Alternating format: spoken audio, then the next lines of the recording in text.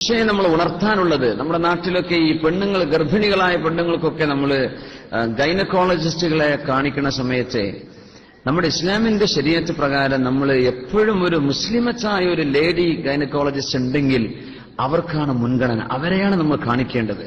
പ്രത്യേകിച്ച് പെണ്ണുങ്ങളുടെ വയറൊക്കെ സ്കാൻ ചെയ്യുന്നതൊക്കെ അത് പുരുഷന്മാർ ചെയ്യുമ്പോൾ ഗീറത്തുള്ള ഒരു മനുഷ്യൻ, ഈമാനുള്ള ഒരു മനുഷ്യന് അത് സഹിക്കാൻ കഴിയില്ല.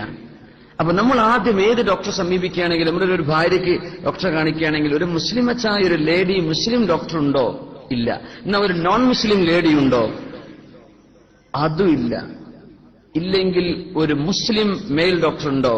ഇല്ല. എങ്കിലേ ഒരു നോൺ മുസ്ലിം മെയിൽ ഡോക്ടർക്ക് ഓപ്ഷൻ ഉള്ളൂ എന്നാണ്. നമ്മൾ അങ്ങനെ ആ ഒരു സ്റ്റേജിലാണ് പോവേണ്ടത്. അപ്പൊ ആ വിഷയം ശ്രദ്ധിക്കുക. അത് വളരെ കൂടുതൽ പെണ്ണുങ്ങളൊക്കെ പഠിക്കേണ്ട വിഷയമാണ് ഗൈനക്കോളജി. ആണുങ്ങളൊക്കെ ഗൈനക്കോളജിസ്റ്റുകളായിട്ടുണ്ട് നാട്ടിലൊക്കെ. എന്തോ ഒരു ഇടങ്ങാറാണൊക്കെ അവരത്ത്. അപ്പോ ഏതായിരുന്നാലും ആ വിഷയത്തിൽ കുറെ പെണ്ണുങ്ങളൊക്കെ പഠിച്ച് ഉഷാറായിട്ട് വരണം. നമ്മൾ കുട്ടികൾക്കൊക്കെ പ്രസവിച്ചു കഴിഞ്ഞാൽ ആ കുട്ടിയുടെ ചെവിയിലൊക്കെ ഒരു കൊടുക്കാനൊക്കെ നല്ല മുസ്ലിമത്തായ ഡോക്ടർമാര് പെൺകുട്ടികൾ ഉണ്ടെങ്കിൽ എത്ര റാഹത്താണ് അല്ലെ? മുസ്ലിം നഴ്സുമാർ വേണം, ഡോക്ടേഴ്സ് വേണം, ഗൈനക്കോളജിസ്റ്റുകളൊക്കെ വേണം. നമ്മൾ കുട്ടികൾക്ക് നന്നായി പഠിക്കണം. ഹറാമല്ലയോ? ഡോക്ടർമാരെ സമീപിക്കുന്ന വിഷയത്തിൽ പോലും അങ്ങനെയല്ലേ ശരീഅത്തിന്റെ രീതി? ഒരു പെണ്ണിന് ഒരു ഡോക്ടറെ കാണണമെങ്കിൽ ഒരു മുസ്ലിമത്തായ ലേഡി ഡോക്ടർ ഉണ്ടോ എന്ന് നോക്കണം. ഇല്ല എന്ന് വിചാരിക്കുക.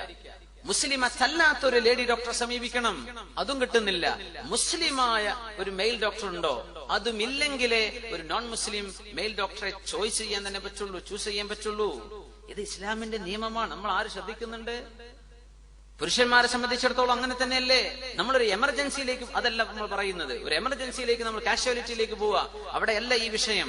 നമ്മൾ ഒരു ഔട്ട് പേഷ്യന്റ് എന്ന നിലയിൽ നമ്മൾ ചെന്ന് കയറുകയാണ്. ആ സമയം നമ്മുടെ ഡോക്ടർ ആരാണ്, നമ്മുടെ ഭാര്യ ആരാണ് ചികിത്സിക്കുന്നത്, ഇത് നോക്കാനുള്ള ഉത്തരവാദിത്വം പുരുഷന്മാർക്കുണ്ട്, ഭർത്താക്കന്മാർക്കുണ്ട്, പിതാക്കന്മാർക്കുണ്ട്. നമ്മൾ സൂക്ഷിക്കണം.